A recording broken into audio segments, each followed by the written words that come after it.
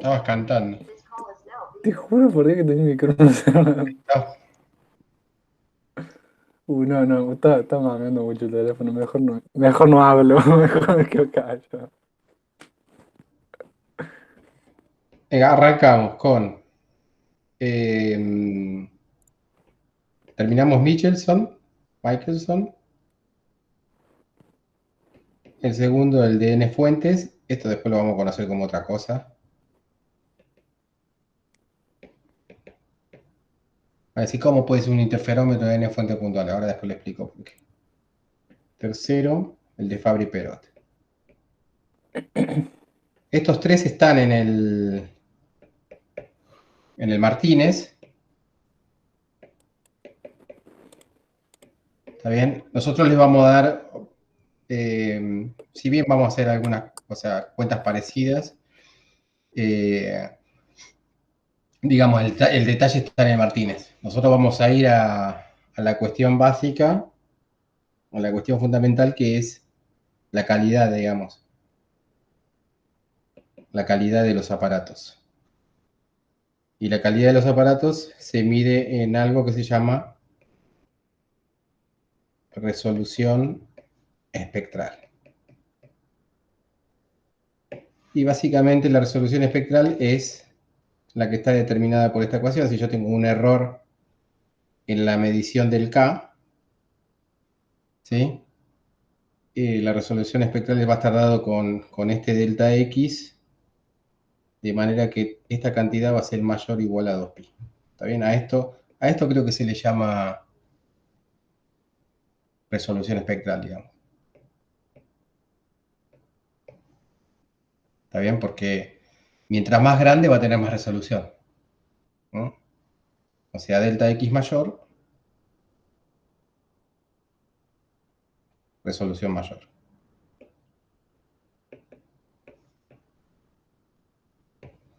¿Está bien? O sea, nosotros vamos a estar concentrados más o menos en ver cuánto vale esta cantidad en cada uno de estos tres aparatos. ¿Ok? Empezamos con... Bueno, obviamente, ¿por qué se le llama espectral? Porque tiene que ver con el espectro, ¿no? O sea, con la calidad con que yo voy a medir delta K, que es el error sobre K. Y K es básicamente eh, el... O sea, está relacionado con el espectro, ¿no? Sí, en realidad, uno tiene un espectro cuando tiene varias componentes, ¿no? En este caso no estamos hablando de varias componentes, estamos siempre trabajando con ondas monocromáticas y tenemos una onda monocromática de longitud de onda conocida y a partir de esa onda de longitud conocida calcular otra onda monocromática con otra longitud. ¿Está bien? Entonces, como cuestión general, digamos que si yo tengo K conocido, le llamo barra, o sea, es una cantidad conocida, o sea, yo ya tengo una fuente monocromática cuya longitud de onda es conocida. Si su longitud de onda es conocida, su K también es conocido. Y eso le llamamos K barra o lambda barra. ¿Está bien? Es una longitud de onda bien conocida de una fuente determinada, porque es un láser. Obviamente la relación entre los dos es 2pi sobre lambda. Tenemos una fuente monocromática.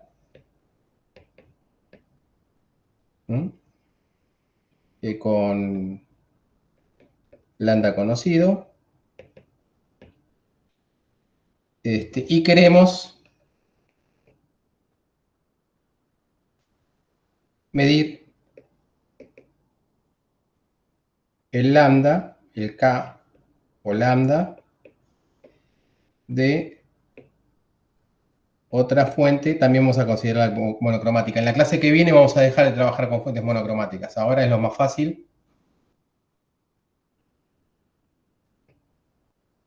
Monocromática. Entonces la pregunta es, ¿con qué calidad vamos a poder medirla usando esos tres aparatos que están arriba? ¿Está bien? con qué calidad vamos a poder medir ese lambda o ese k. ¿Se entiende? Ese sería el planteo del problema. Entonces, cuando uno arranquemos con el que ya estudiamos un poquitito, el de Michelson.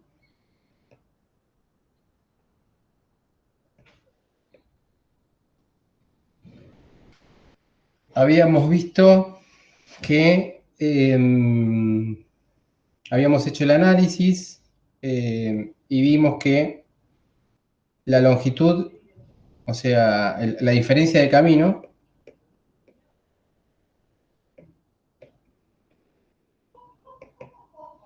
es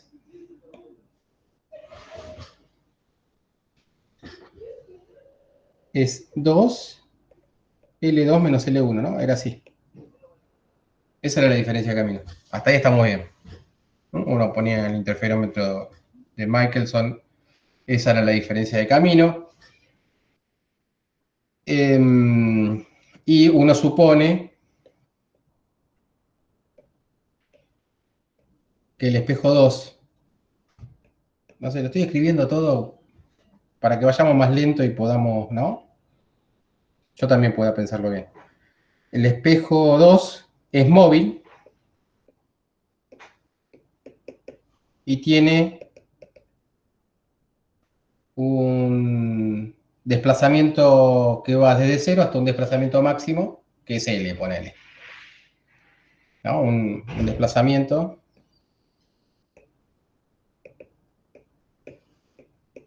que va de 0 a L.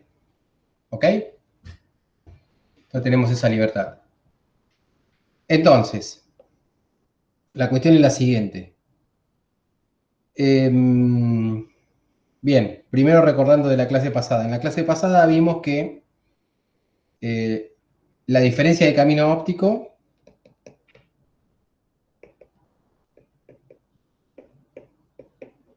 es K por la diferencia de camino, ¿no? O sea, en este caso va a ser K por 2 L2 menos L1. Eso está claro, la diferencia de camino óptico. Y cuando la diferencia de camino óptico, ¿sí? ¿Y cuando la diferencia de camino óptico 2 por L2 menos L1 es igual a un entero por 2pi, eso va a dar una interferencia que es constructiva. ¿Sí? Si no lo vemos, si no se lo acuerdan, lo repasamos, no hay ningún problema. Entonces, constructiva. ¿Mm? Y si la diferencia, o sea, si exclusivamente tenemos esa diferencia, después si podemos tener una fase adicional, bueno, ahí habría que verlo, hay que tener cuidado. Pero la diferencia de camino óptico es esa, y cuando es una cantidad entera de 2pi, ¿sí? Significa que hay justo una cantidad que es lambda, una cantidad entera de lambda, ¿no? Entonces la interferencia va a ser constructiva. ¿Ok? Bueno, ¿por qué es lambda? Y fíjense, porque si k es igual a 2pi sobre lambda, ¿sí? Entonces me queda 2pi sobre lambda, la diferencia de camino, pónganle delta x, es igual a n por 2pi, entonces me queda que, ¿sí? Que delta x es igual a n lambda. O sea que la diferencia de camino justo es un múltiplo entero de la longitud de onda. Entonces, si una cresta se superpone con una cresta, un valle con un valle, ¿se entiende? O sea, justo tenemos una interferencia ahí que es constructiva. Y bueno, entonces veríamos ahí una intensidad máxima. ¿Ok? En cambio, cuando la diferencia de camino, y esto se analizaba, ¿se acuerdan que hicimos el estudio de dos ondas? Una que era I omega t menos phi 1, y a eso le superponíamos otra onda que era I a la omega t menos phi 2, y hacíamos el análisis sobre eso. Calculábamos la intensidad usando esa onda, intensidad media. Y al hacer ese cálculo teníamos el mismo resultado, ¿no? El resultado era este que planteamos así cualitativamente ahí arriba. ¿Sí? Que para que haya interferencia constructiva, la diferencia de camino o la diferencia de fase tiene que ser un múltiplo entero de camino óptico, tiene que ser un múltiplo entero de 2pi. Y la destructiva, si uno tenía K por la diferencia de caminos igual a un entero impar sobre 2, ¿ok? Por 2pi, ahí teníamos ¿sí? Una cantidad impar de semilongitudes de onda. Entonces la cresta se iba se sumaba al valle, el valle a la cresta, ¿no? Y siempre daba ceros. ¿Mm? A ver, hacemos la cuentita, acá te queda 2pi sobre lambda, delta x, acá te queda, vamos a ponerle impar, sobre 2pi, entonces, vamos a poner destructiva,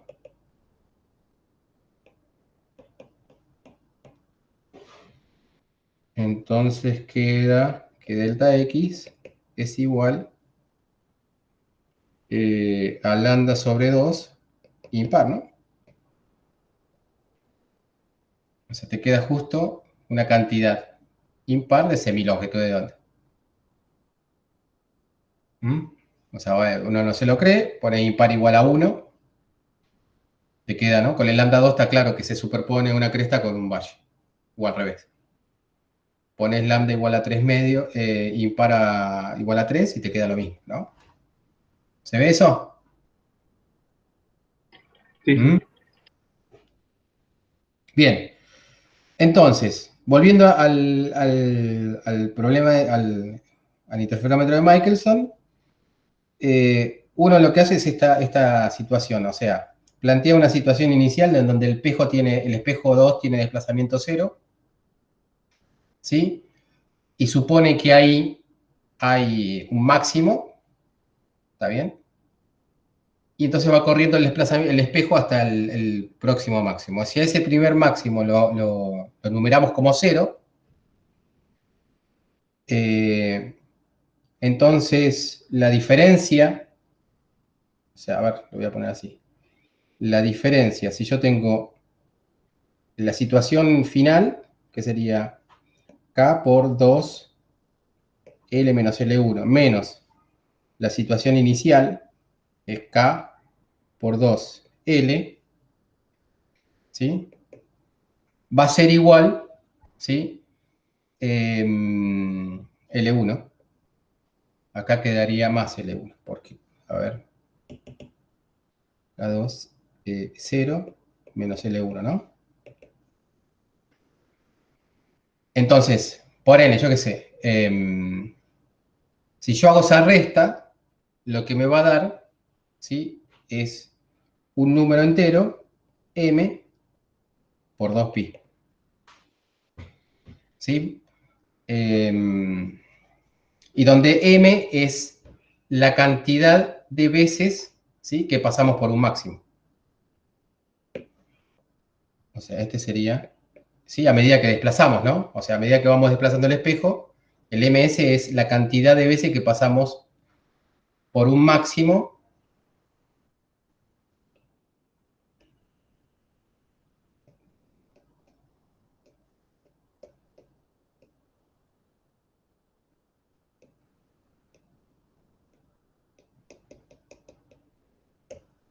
¿Sí? Desde que el espejo estaba en desplazamiento cero hasta que el espejo se desplazó lo máximo posible. ¿Está bien? O sea que en principio es un número grande. Entonces, que lo que nos queda es K por 2L igual a M por 2pi. Esto es simplemente este razonamiento para tener una cuenta más o menos limpia, ¿no? ¿Estamos? Eso sería una cuenta general. Entonces, uno lo que hace es lo siguiente. Para obtener la resolución, uno supone. Esto que está acá arriba es una cuenta general. Entonces, ahora lo que hacemos es suponer que trabajamos con una fuente con longitud de onda conocida o con K conocido, ¿sí? Supongamos que tenemos que K es conocido y que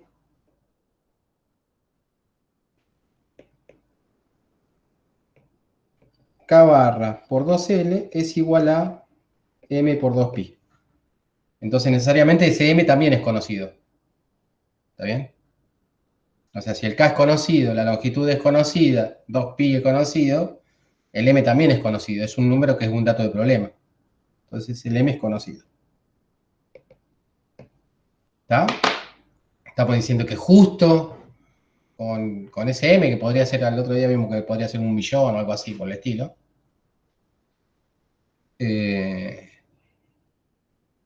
O sea, para esa longitud de onda conocida, la cantidad de máximos que uno recorre es también conocida. ¿Está bien? Es más, si no fuera conocida, uno podría decir, ah, bueno, pero si sabemos o medimos la cantidad de máximos, ya podríamos saber cuánto vale K barra. Bueno, pero la idea es no medir ahora la longitud de onda, sino usar una longitud de onda conocida para medir otra longitud de onda. ¿Está bien? ¿Estamos? Sí, estamos. Bueno, entonces uno tiene ahora quiere uno usar el mismo instrumento de Michelson, para calcular la otra longitud de onda. Entonces lo que dice es, bueno, ¿cuál es? O sea, ¿cómo yo voy o sea, yo lo que quiero hacer es proponer un K tan próximo a K barra como sea posible distinguir. ¿Está bien? Entonces, el K próximo a K barra como sea posible distinguir, con ese yo obtendría mi error, ¿sí? Mi máxima resolución. Es como que yo tengo una regla milimetrada y lo que estoy haciendo es tratar de ver que el error es el milímetro, ¿no? ¿Sí? O sea, tengo un instrumento de medición y quiero saber con cuánta precisión puedo medir con ese instrumento. En el caso de una regla milimetrada, yo agarro me fijo y es 1 milímetro el error con el que puedo medir. ¿Está bien? Acá estoy agarrando el de Michelson y estoy viendo con qué error puedo usar, de qué manera puedo usar el instrumento a nivel de precisión, digamos. Entonces lo que digo es, a ver, para que yo pueda distinguir un K de un K barra, ¿sí? Esta cuenta me tendría que dar M más menos 1, 2pi. Ahí recién lo podría, ¿no? Sería el K más cercano posible que yo podría medir con ese instrumento de Michelson. ¿Estamos de acuerdo? Si uno va, ahora vamos a ver cómo hace el Martínez, pero esta sería la forma más fácil de entrarle al instrumento en el sentido del error que puede llegar a tener. Entonces, el delta K, que sería, ¿sí?, el K menos K barra o el K barra menos K en módulo, ¿no? El delta K, si yo hago la cuenta, va a ser tal que delta K por 2L, resto las dos ecuaciones anteriores y me va a quedar 2pi. ¿Está bien? Entonces de acá sale inmediatamente, ¿sí?, que ese 2L sería mi delta X.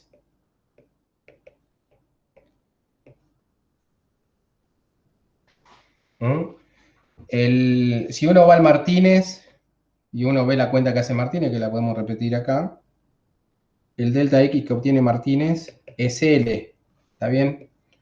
Pero igual no está tan mal en el sentido de poner 2L o L, porque estamos tratando de calcular en órdenes de magnitud cuál es la precisión que tiene un instrumento. Esto es lo mismo que agarrar la regla milimetrada, ¿no?, y pensar en medio milímetro en vez de 1 milímetro. ¿Ok? Estamos hablando de lo mismo. ¿Sí? Depende de cómo uno use el instrumento. Si lo puede usar bien, acá hay algo que quizás no lo expliqué. O sea, acá lo que estamos haciendo es contar franjas. El error que tiene uno en contar franjas es contar máximos, ¿no? Es el número de máximos que uno puede contar. Es un número entero, por eso yo puse acá más menos 1, ¿no? O sea, el error que uno puede tener es, ¿cuántas franjas contaste, Simón? 355. ¿Está? El error que vos podés tener ahí es 350, o sea, si yo voy, ¿sí? No es el error que uno hace decir 355. Es el error que uno puede tener cuando uno mide una longitud de onda. En realidad no es error, es precisión, ¿no? Es la precisión con la que puede medir uno la longitud de onda. Entonces uno viene con cómo podemos distinguir otra longitud de onda diferente ahí, y bueno, contando 356 o 354 franjas. ¿Está? En ese sentido es el error, la precisión más que error. ¿Está bien? La precisión con lo que yo puedo medir, y eso define el error también del instrumento, ¿no? No es el error que cometió Simón. ¿Ok? Bien. Y bueno, uno también puede decir, mirá, cayó justo entre la franja que era 355, o el máximo que era 355 y 356. O sea, podría decir 355,5. ¿Está bien? Entonces podría ponerse en el medio. Quizás uno tiene la posibilidad de jugar no solamente con máximos, sino también con mínimos o con ceros. Entonces ahí esa precisión pasa a... ¿Sí? Y acá sería mayor con delta X, con 2L. Bueno, sería medio... Bueno, tendríamos que verlo, pero esa es la idea. Ahora vayamos... Bueno, y la cuenta que hace Martínez es esta, digamos. Con la que saca el error él. O sea, agarra un problema más general, supone que tiene una longitud de onda conocido lambda 1, y que para usar todo el barrido pasa m máximos, m grande máximos, es igual a 2L. ¿Está bien? O sea, hace el barrido, y lo que queda es que 2L es igual a m franjas, ¿no? O m máximos. Y la longitud de onda desconocida, que es lambda 2, lo hace con n. De acá lo que obtiene es que m lambda 1 es igual a m lambda 2. No, m lambda 1 es igual a n lambda 2.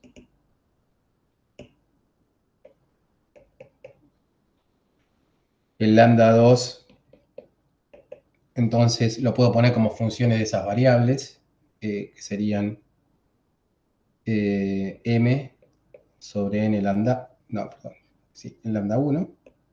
El lambda 2 es el desconocido, y ahí propago errores, ¿no? Entonces lo que hago es delta lambda 2. Ahí considero el lambda 1 fijo, o sea, como recontra archis hiper conocido con toda la precisión, y el error sería delta mn, más, ahí tengo que derivar, ¿no? Entonces, tomar el módulo de la derivada y me quedaría delta n por m sobre n cuadrado, ¿no? La derivada de 1 sobre n es 1 sobre n cuadrado. Y lambda 1 no hago nada, porque está bien preciso. Entonces, como el delta m y el delta n es 1, porque es el error que yo puedo tener en medir, ¿sí?, franjas, me quedaría 1 sobre n más m sobre n cuadrado por lambda 1. ¿Está bien? Ahora, lo que yo puedo hacer es... Chichín, chichín. A ver, bueno. Agarro, pienso en error relativo. Delta lambda 2 sobre lambda 2. Ese es el error relativo de lambda. Entonces, acá me quedaría 1 sobre n más... estoy haciendo de la manera más difícil, o sea, porque quizás es más fácil, más simple. ¿Está? Pero por lo menos sé que me va a salir así. Lambda 2 sobre lambda... Acá tendría que ser lambda 1 sobre lambda 2. Fíjense que lambda 1 sobre lambda 2 es n sobre m, ¿no?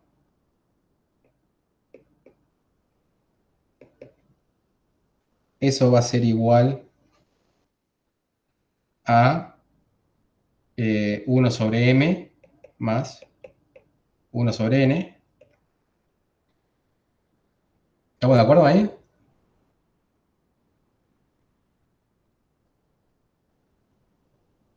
Sí. Sí, ¿no? Sí. Y eso... Perdón, Daniel, el n es el m más menos 1, ¿no? El n es este delta E. Acá, claro, pero viste que tomo módulo, delta n tomo como igual a 1.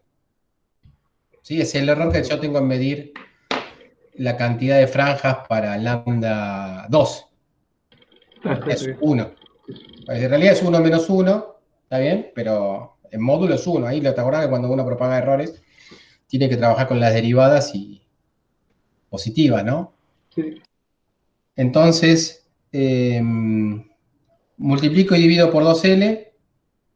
Si multiplico y divido por 2L, acá me queda 2L sobre M más 2L sobre N sobre 2L. Ahora le van a encontrar sentido a esto. Esto es lambda 1 más lambda 2 sobre 2L. ¿Ok? Entonces lo que nos queda es que delta de lambda sobre 2 sobre lambda 2 es igual a lambda 1 más lambda 2 sobre 2L. Y si yo pienso que lambda 1 y lambda 2 son parecidos en el sentido, ¿no?, de que si yo quiero calcularle la precisión, ¿sí? Acá lo que me va a dar es que, o sea, se entiende, no voy a tomar lambda 1 y lambda 2 bien separados, porque ahí está claro que los voy a poder diferenciar. Si yo los tomo lo más juntos posible, me quedaría ahí algo así como delta lambda 2 igual a 2 lambda 2, a ver, no, dejémoslo así. Esto quedaría, acá sería algo medio truchex. El error relativo en lambda es el mismo que el error relativo en k, ¿no? Entonces esto va a dar, eso lo sabe.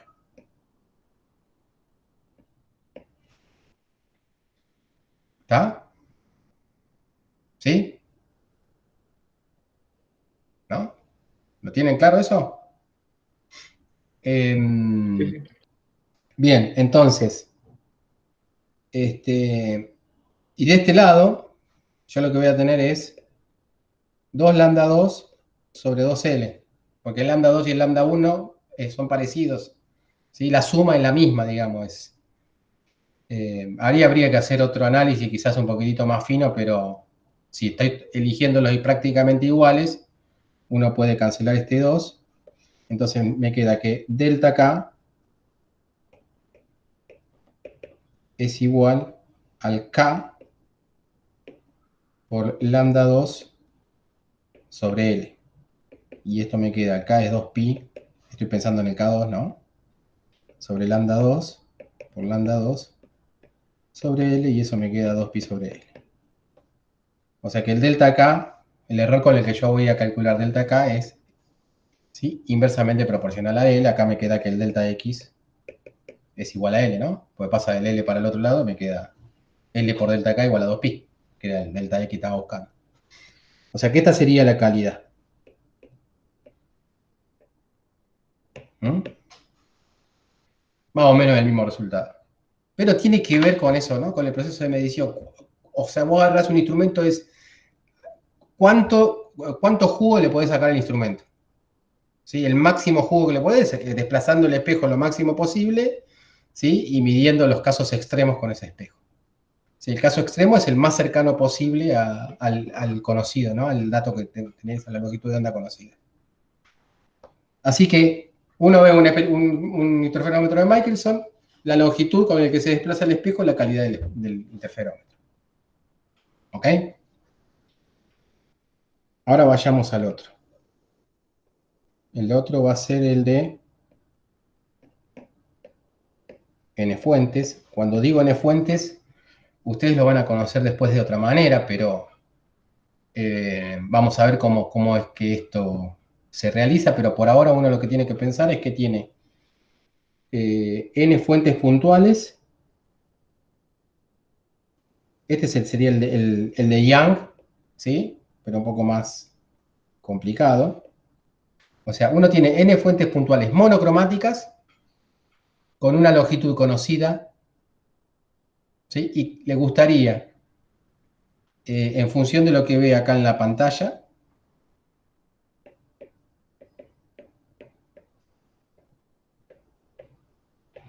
en función de lo que ve en la pantalla, ver cómo podría medir la longitud de onda desconocida si uno en vez de tener n fuentes monocromáticas con esa longitud de onda conocida, tiene n fuentes monocromáticas con una longitud conocida. Es desconocida, digo. ¿Está bien? Pueden pensar que uno tiene n fuentes azules y la longitud de onda del azul es conocida y le gustaría calcular, ¿sí?, cuál es la longitud de onda del verde en función de lo que aparece en la pantalla. ¿Sí? Pero bueno, vamos a ver, siguiendo la misma idea que antes, ¿sí? Es, dado una conocida, ¿cuánto yo me puedo aproximar con una desconocida hacia la conocida en términos de la precisión, ¿no?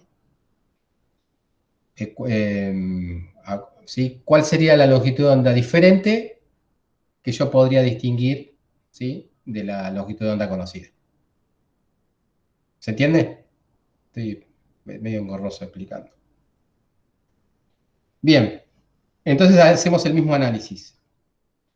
Y está bueno esto de n fuentes porque así practicamos una cuenta que es importante y creo que no la hicimos a la hora de hacer Fourier porque me adelanté. Si ustedes van al manuscrito, en el manuscrito de la parte de Fourier hay una cosa que se llama pulsos, ¿ok?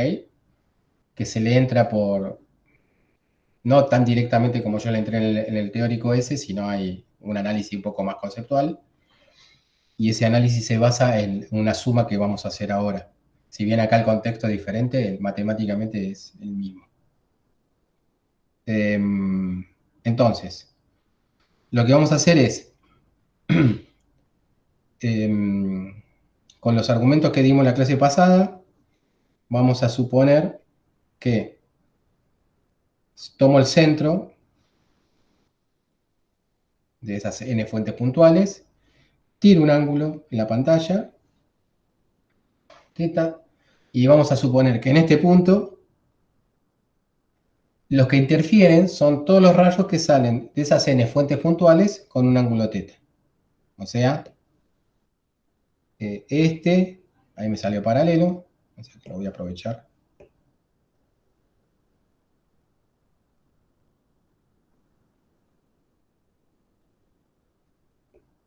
¿se entiende?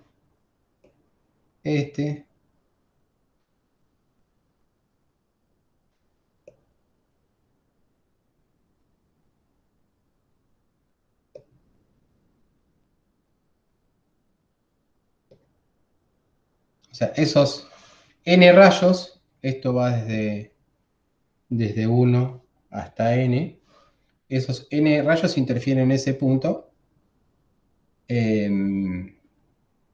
bueno, y listo, interfieren en este punto. Y salen, digamos, desviados en un mismo ángulo que es, ¿no?, θ. Son ondas esféricas. Acá no nos vamos a meter con la aproximación paraxial, ¿sí? Simplemente lo que vamos a decir es que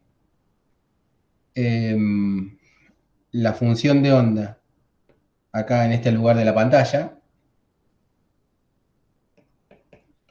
va a ser la función de onda.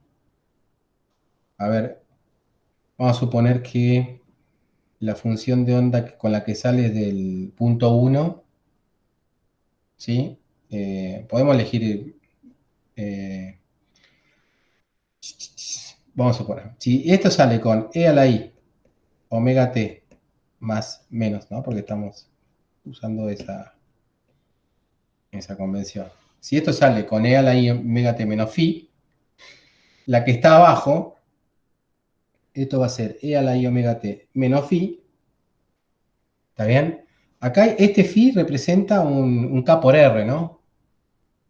Entonces, si eso es un K por R, fíjense que acá lo que se le agrega es este caminito. Vamos a suponer que esto es perpendicular. Lo hice con un ángulo chiquitito, pero bueno. Vamos a suponer que esto es perpendicular. la diferencia de camino sería este acá. ¿Estamos de acuerdo? O sea que ese menos phi se le agrega un menos, que es esa diferencia de camino. Y esa diferencia de camino es esta distancia que vamos a llamar d chiquitita por el seno teta. ¿Está bien? Después tendríamos acá abajo a la... Bueno, y así venimos, y el último sería e a la i omega t menos phi menos el d grande por el seno de teta. Donde este es el d grande, ¿no?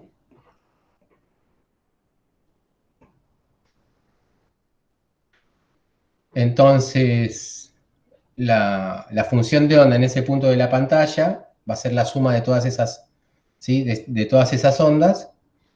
Y eso podría yo llamarlo como e a la i omega t menos phi, que sería un factor común que salen todos.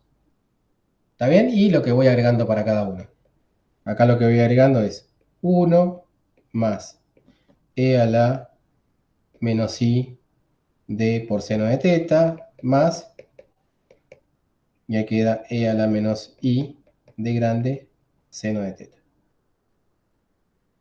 ¿Se entendió? Y bueno, y acá lo que puedo hacer es pensar que d es igual a n menos 1 por d. ¿Está bien? Porque hay, si tenés n puntos, la cantidad de intervalos que va a tener es n menos 1. ¿Sí? La longitud de cada intervalo va a ser d chiquitita, el intervalo grande es d, entonces quedaría eso. Entonces, esto lo podemos escribir así, me encanta ir cambiando de colores. Phi igual a ver, phi igual a e a la i omega t menos phi.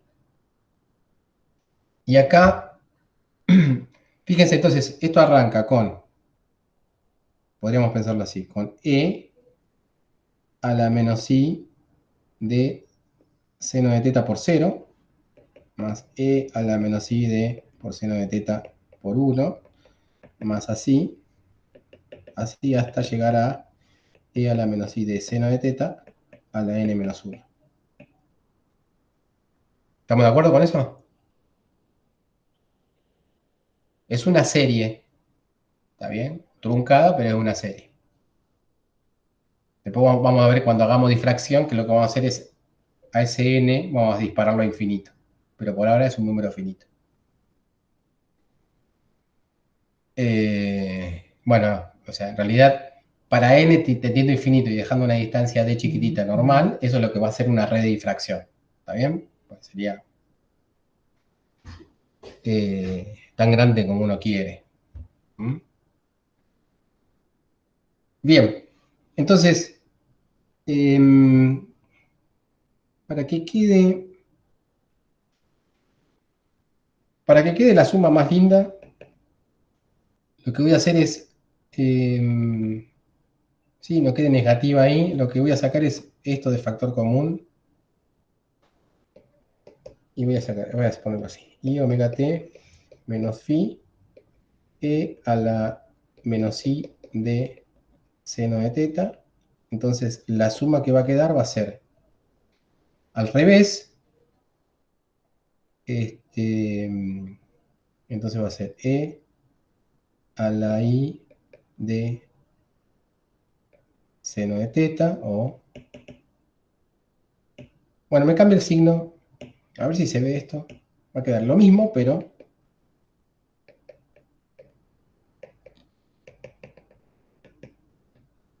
con el signo, con los signos, los exponentes positivos. ¿Mm? O sea, es como que antes el que era el último término pasa a ser el primero y que es el primero pasa a ser el último. Simplemente le saqué eso para que quede más limpio eso.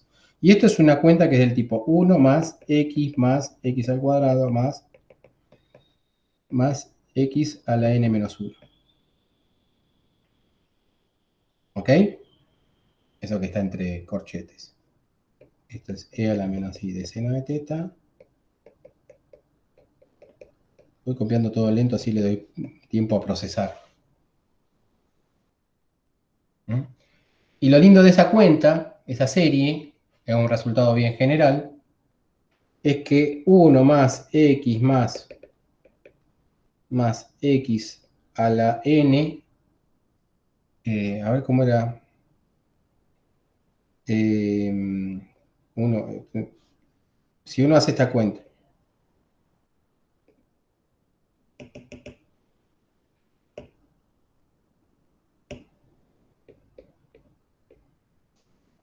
se me chipoteó, se me reveló, a ver, menos 1, si uno hace esta cuenta por 1 menos x, ¿esto cuánto va a dar?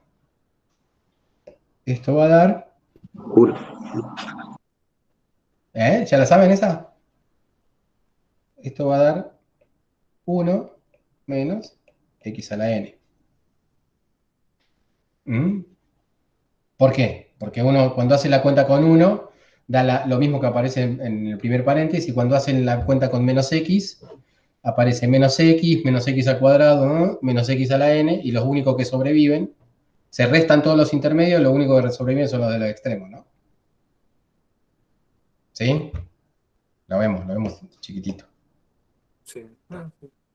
¿Sí? ¿Se ve? ¿O ya lo vieron esto en matemática? Sí, me 1 suena, menos sí, aparte x a la n. entiendo. Entonces, la serie esa que aparece ahí, 1 más x más punto más x a la n menos 1 va a ser igual a 1 menos x a la n dividido 1 menos x. O x a la n menos 1, x menos 1. De las dos formas puede aparecer.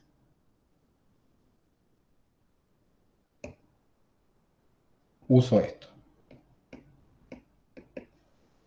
Bueno, si yo uso eso, entonces la onda ahí en ese punto de la pantalla me va a quedar e a la i omega t menos phi, e a la menos i de seno de teta. Y bueno, y reemplazo 1 menos el x en este caso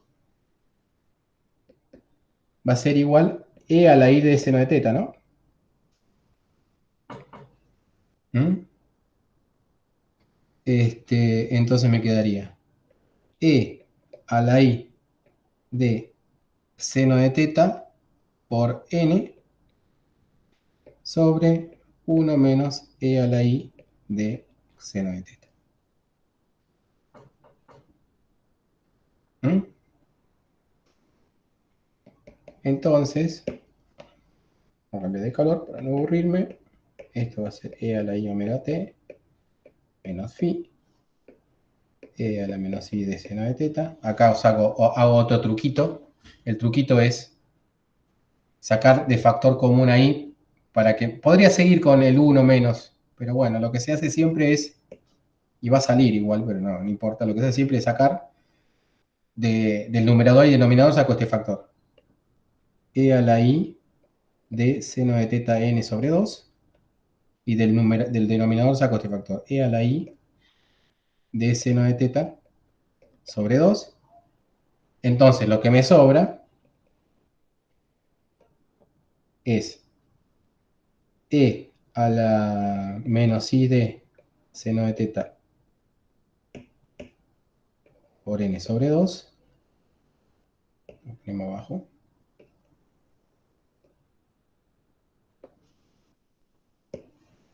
menos e a la i de seno de teta n sobre 2, y abajo me quedaría e a la menos i de seno de teta sobre 2.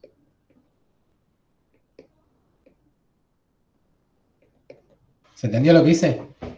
¿Por qué hago esto? Simplemente, o sea, fíjense que si yo multiplico esto que está acá, wow, esto que está acá, por esto que está acá, me queda 1, ¿no? Como tiene que ser. ¿Ok? O sea, eso por ahí me queda 1, que es este 1 que está acá. Y si multiplico eso que está acá por esto que está acá, ¿está bien? Me queda esto que está acá. ¿Está bien? Porque n sobre 2 Sí. más n sobre 2 es n. Listo. Entonces lo mismo hago para abajo. Lo que puedo hacer es dar vuelta, ¿sí? Esto para que quede más lindo. Entonces agarro esto que está acá, lo pongo del otro lado. La magia de la televisión. ¿Ya? Porque menos 1 arriba y menos 1 abajo puedo hacer esto, ¿no? Oh, ahí ya me fui la mierda. Ahí la magia de la televisión.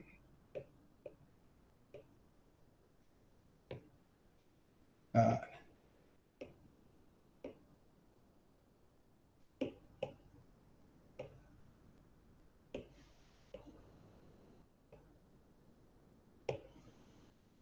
¿sí? Acá, yo lo que puedo hacer sobre esto que está acá, cancelarlo y poner un n-1 acá abajo. O sea, esto lo voy a borrar. Esto que estoy acá, que está acá,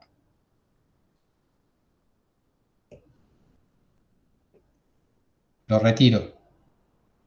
¿Sí? Y acá pongo n-1 sobre 2. ¿No? Y esto lo saco. Lo que estaba dividiendo, que era eso.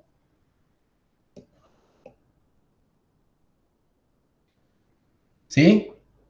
Está bien lo que hice, ¿no? Porque era menos un medio. Lo que estaba abajo era e a la i de seno de teta menos un medio, ¿no? Porque estaba en el denominador. Ese menos 1 se lo sumé al n. Menos un medio se lo sumé al n. Y fíjense que esto se cancela con esto.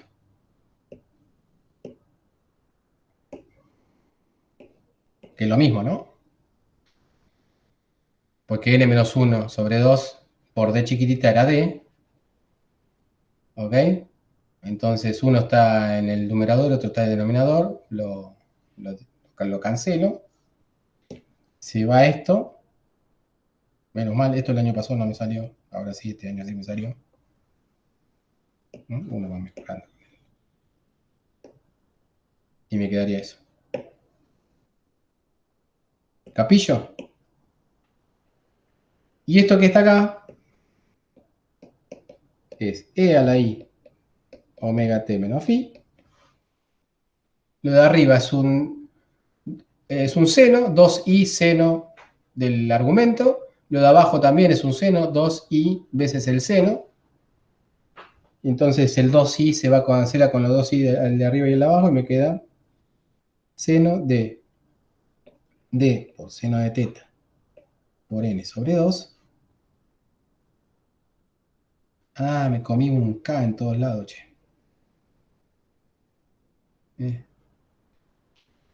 Eh, Acá usé la diferencia de camino y no la diferencia de camino óptico. ¿Ok? Acá, le chingué de acá. Acá me faltó.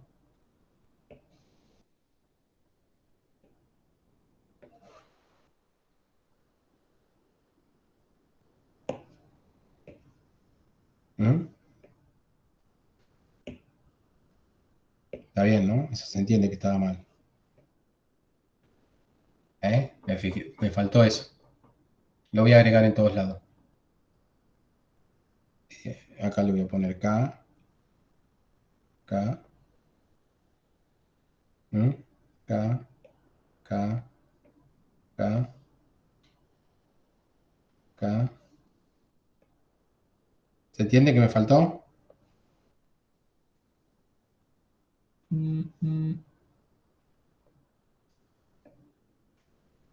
no me había dado cuenta. Bueno, a ver. K. K. K. K. K. K. No, el argumento tiene que ser sin magnitud, digamos. Si yo dejo de seno de teta, tiene unidad de metros en la exponencial, el exponente de la exponencial, ¿no? No puede ser eso, que tenga unidad de metros. Tenemos que sacarle, o sea, el K le saca, más allá que sea lo correcto, o sea, por análisis dimensional ahí me di, ¿está? Ahí K. Entonces, no me di cuenta por análisis, me di cuenta porque el resultado no me faltaba el K. Entonces, K de seno de teta por n sobre 2, ¿está bien? Eso sería el, el numerador y el denominador seno de K de seno de teta sobre 2. Genial. Ahí ya tenemos la onda. Eso sería la onda, ¿sí? Y la intensidad,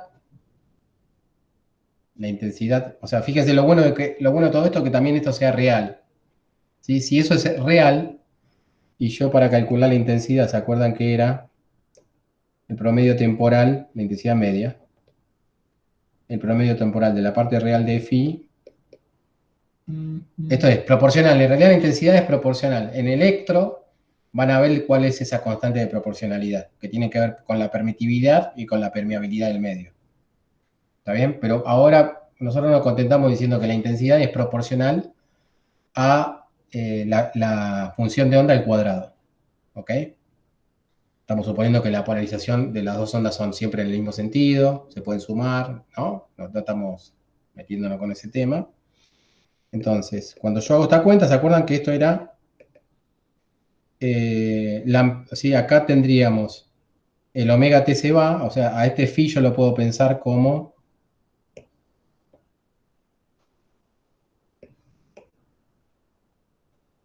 a este phi yo lo puedo pensar así.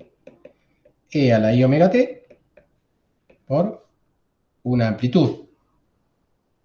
¿Sí? Y esa amplitud en este caso va a ser igual a e a la menos i phi por el seno, ¿no? Sobre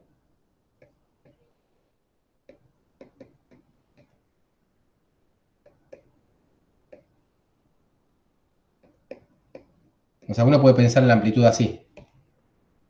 Entonces, si yo uso esta formulita para la intensidad media, esto me va a quedar A por A conjugado sobre 2.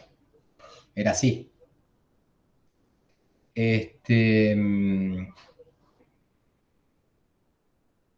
Bien. Entonces, me va a quedar el phi se va, ¿sí? El I omega t se promedió en el tiempo, también no va. Entonces, la intensidad media, más allá de una constante de proporcionalidad, es igual al seno al cuadrado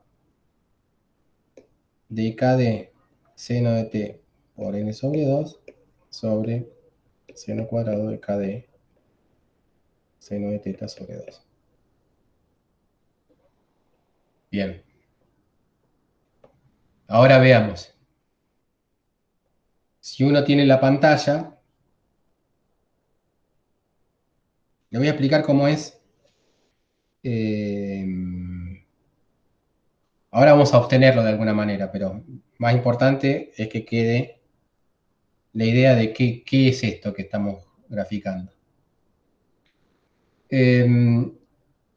Si uno graficara el... Bueno, primero que todo, ¿qué vamos a poner en el eje X? ¿Qué vamos a poner en el eje Y? En el eje Y, supónganse que ponemos la intensidad media. Y en el eje X siempre es una complicación elegir el eje X, ¿sí?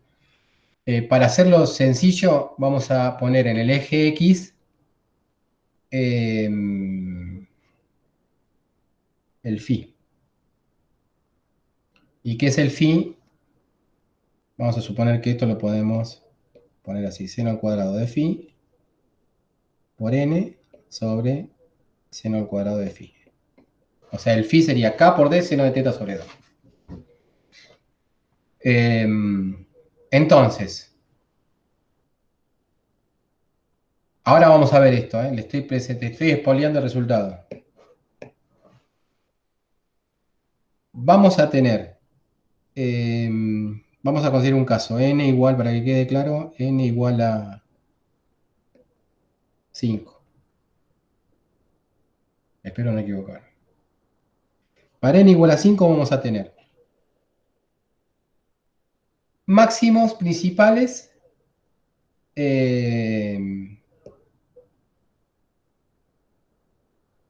A ver, esto lo voy a adivinar, después lo voy a...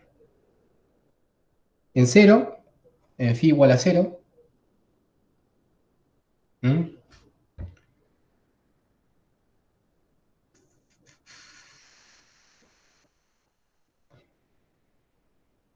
No, vamos a hacerlo porque me voy a equivocar. Ya me lo... ¿Mm? Vamos a hacerlo. Bueno, vamos a tener esta facha. Ahora vamos a ver en qué lugares quedan. Vamos a tener unos máximos principales bien definidos. Acá yo lo estoy verificando con una línea, pero en realidad es... ¿Sí? Son funciones picudas. Y vamos a tener en el medio 4 máximos chiquititos. 1, 2, 3, 4. Estoy guiándome con que n grande es igual a 5. Y después sube de vuelta. ¿Ok? 1, 2, 3, 4. O sea, obviamente, a medida que esto aumenta, o sea, que el n es grande, la relación que hay en términos de magnitud entre los picos chiquititos y los picos grandes es de n al cuadrado. ¿Está bien? O sea que esto que está acá, el máximo grande, ¿sí? El pico grande es 25, en este caso es 25 veces más grande que el pico chiquitito. ¿Ok? Ahora, cuando n es igual a 10, es 100 veces más grande. ¿Está? O sea, al cuadrado. Entonces, ya con un n, digamos, 10, lo que vas a ver son máximos bien definidos, bien distanciados, y a los máximos pequeños o secundarios directamente no lo vas a ver en la pantalla. ¿Ok? Y obviamente el interferómetro de Young, que es el simple con n igual a 2, sería un caso particular de este. ¿Estamos? Vamos a ver por qué esto es así. Obviamente, fíjense que acá la relación es linda porque estamos eligiendo como eje de las abscisas, era la abscisa el eje X, ¿no? Como eje de abscisas, estamos eligiendo este phi, que es un quilombo, es k por d seno de teta, ¿no? Sobre 2. ¿Está bien? Pero bueno, en la pantalla vamos a tener alguna representación, o sea, la escala no va a ser la misma, pero vamos a tener algo parecido. Espero que sea así, ¿eh? Pero creo que era así. Veamos. Primero que todo, está claro que el phi va a ir con seno de n phi sobre seno de phi. Y la intensidad va a ir con esto al cuadrado.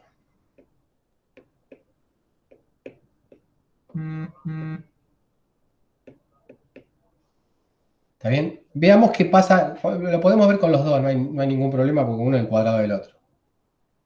Fijémonos qué pasa con la función de onda. Con la función de onda, fíjense que el numerador se hace cero.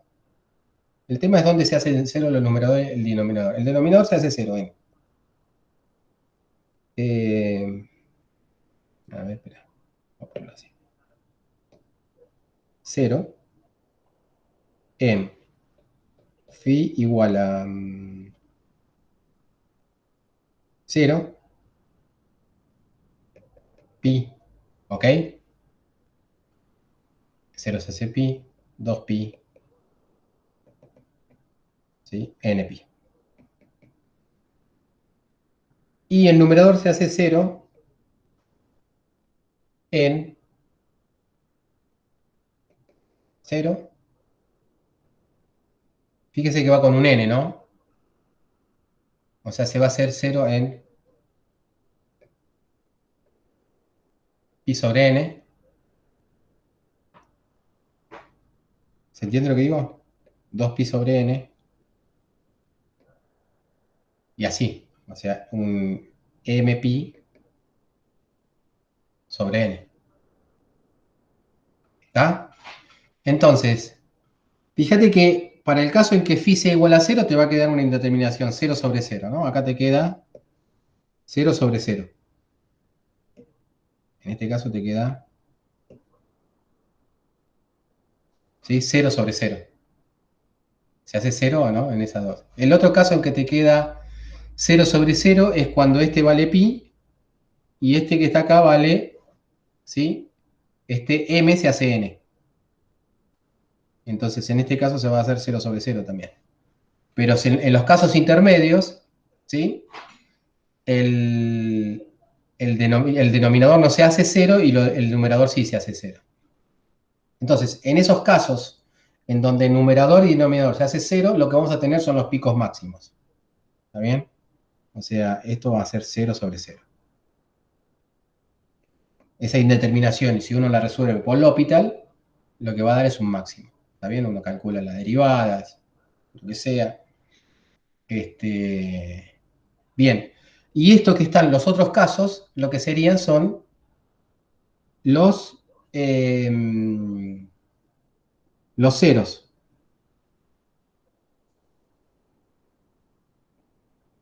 Ahí me dio 5. Tendría que ser 4. ¿Por qué? Porque esto sería, que está acá.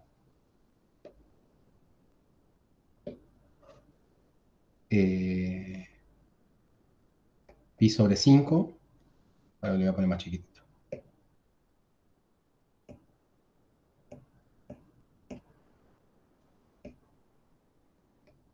Esto sería pi sobre 5, 2 pi sobre 5, 3 pi sobre 5, 4 pi sobre 5. ¿Sí? Y este no está. A este lo dibujé mal. Bien, yo me confundí. O sea, esa parte no está. Uy, lo tomé en serio. O sea, esta parte no está. ¿Se entiende? O sea, tenemos un máximo acá, principal. Tenemos un 0, analizando lo que sucede en la función de onda. Estamos en la función de onda, estoy pensando que si el numerador es 0, o sea, en la función de onda, el numerador es 0 y el denominador es diferente de 0, la función de onda se hace 0, por lo tanto la intensidad también se va a hacer 0. ¿Estamos de acuerdo? No, me equivoqué.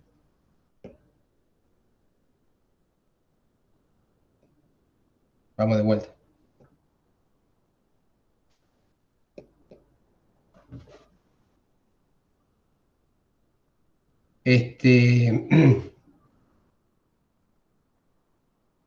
La intensidad... Está bien, sí, sí, está bien lo que digo. No, no dije nada malo. ¿Mm? La función de onda va a ser 0. O sea, si vos tenés esto, la función, o sea, estamos variando el lugar en la pantalla con phi, no con x, sino con ese phi. Si el numerador de la función de onda se hace 0 y el denominador se hace diferente de 0, la función de onda es 0. La función de onda elevado al cuadrado en la intensidad se va a hacer 0. ¿Está bien? Entonces esos lugares son lugares de mínimo. ¿Está bien? Los lugares de máximo, o sea, uno se puede confundir acá, los lugares de máximo acá, que son máximos de intensidad, son lugares donde la función de onda es máxima y mínima. ¿Ok? Porque la función de onda, ¿sí? Acuérdense que la función de onda puede tomar valores positivos y negativos. ¿Sí? Entonces, esos son lugares donde la función de onda es máxima y mínima. ¿Está bien? Entonces, no dije nada mal. Lo borré, pero lo que había borrado estaba bien también. Bien. En el manuscrito van a tener ¿sí? Una justificación de esto que estamos diciendo en términos de cuando uno calcula los máximos usando el L'Hopital. ¿Está bien? Porque, bueno, si tenemos una indeterminación, uno tendría que usar L'Hopital para calcular los máximos. Uno podría usar Taylor, pero usar Taylor y L'Hopital es lo mismo. Encuentra este comportamiento, ¿no? Tiene máximos principales que crecen con n al cuadrado en la intensidad, en la función de onda es con n, en la intensidad es con n al cuadrado, con respecto a los máximos secundarios, ¿sí? Y la cantidad de ceros que uno va a tener acá, ¿sí? Tiene que ver con, acá lo que yo podría hacer es, para arreglarlo, poner, y no cambiar el dibujo, poner n igual a 6. ¿Está bien? Entonces, n al cuadrado acá sería 36. Y acá voy a poner, para que quede bien esto, que los mínimos se encuentran. Tuve piola ahí, en pi sobre 6, 2 pi sobre 6, 3 pi sobre 6, 4 pi sobre 6 y 5 pi sobre 6. ¿Está bien? Bueno, ese sería el comportamiento, lo que veríamos nosotros en la pantalla, ¿sí? Reescalado a phi. ¿Estamos? Entonces, ahora vamos a tomar un recreo, pero vamos a dejar para pensar un poquitito, es cómo yo puedo usar al mango este interferómetro para calcular longitudes de onda desconocidas. ¿Cómo lo podría usar al mango? Bueno, la cuestión va a venir por acá. Todo esto es muy lindo, como es el gráfico, pero la idea es usarlo para medir, ¿está bien? Entonces, en vez de hacer esos gráficos que son complicados, lo que yo podría hacer es pensar en la pantalla. O sea, yo pienso en la pantalla, está bien. Uno dice, pero este no es el X de la pantalla. Vamos a pensar en phi. En vez de en X, en phi, hay un reescalamiento, ¿no? Estamos usando un sistema de coordenadas diferente, no el X que veníamos usando en la pantalla, sino este phi, que es K por D, bueno, lo que sea. Pero en la pantalla, en definitiva, vamos a ver cosas así.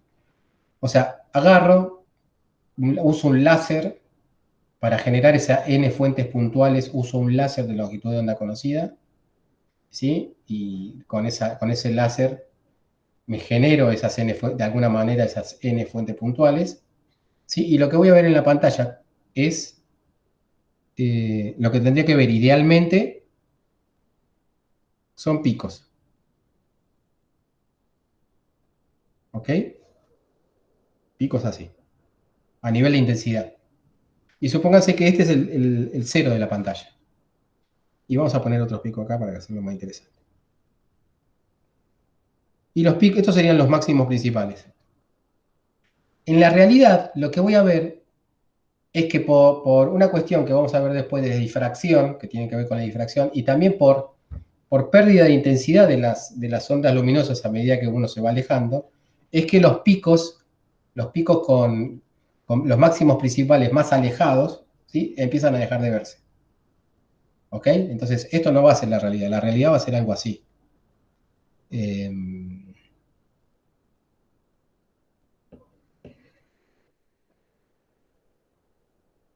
Va a ser algo así.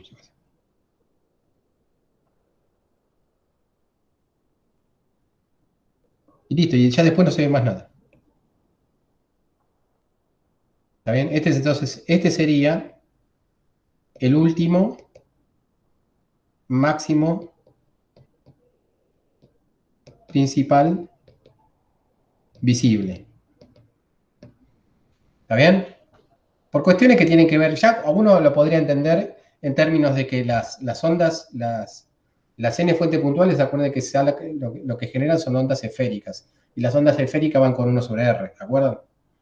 Ese 1 sobre r, después a nivel de intensidad, hace que la intensidad baje con 1 sobre r cuadrado. O sea, va perdiendo intensidad la onda. Entonces, no vamos a ver siempre todo. Entonces, va a haber También puede ser que por cuestiones de cómo es el aparato, ¿sí? Uno tenga una pantalla más reducida y no puede llegar a ver órdenes, o sea, muchos máximos principales. Uno queda hasta lo que se llama un orden, o sea, este máximo principal se llama de orden 0, este máximo principal es de orden 1, máximo principal de orden 2 y este máximo principal de orden 3. Ese sería el último, en este caso particular, como ejemplo, que estamos viendo, el último máximo principal.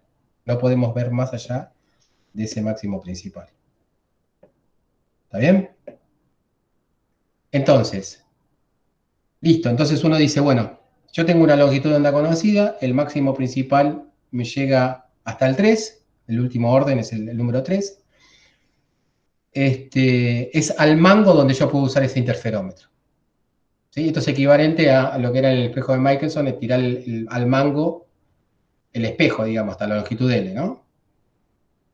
Entonces, ¿qué pasaría si yo pongo otra longitud de onda? Lo que va a pasar con otra longitud de onda es que, si la longitud de onda es muy diferente a esta longitud de onda que yo vengo manejando acá, y vamos a tener algo así, yo qué sé. ¿Se entiende?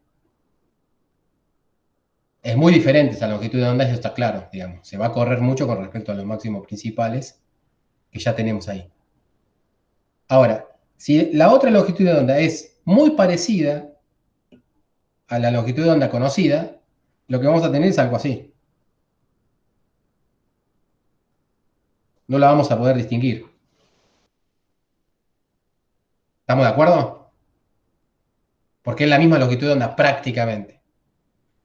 ¿Cuándo yo voy a poder diferenciar esa nueva longitud de onda? Voy a poder diferenciar esa nueva longitud de onda, ¿sí? Cuando coincida con este, pero acá se separe un poquitito. ¿Sí? Entonces yo tengo que analizar esta separación para determinar la calidad o la resolución espectral del interferómetro. ¿Está? Porque si no sería la misma longitud de onda. Entonces, cuando terminemos el recreo, lo que vamos a empezar a analizar es cuál sería la mínima separación en donde estos dos picos se hacen distinguibles. ¿Sí?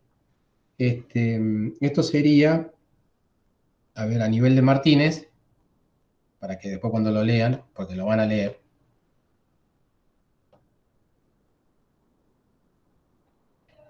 lo van a ver, ¿sí? O sea, si uno lo grafica lindo, es cuando esos dos picos que están ahí son distinguibles. ¿Se entiende? Bueno, nos tomamos el recreo y vemos cuáles son, digamos, cuál es el criterio que vamos a usar nosotros para decir que esos picos son distinguibles, ¿sí? ¿Cuál es la mínima condición que hay que cumplir para que sean distinguibles? Y a partir de esa mínima condición podemos definir la calidad del aparato. Bien. Dani, ¿Está, yo Seba? se me complicó un poco antes. ¿Cómo hacías para identificar los mínimos?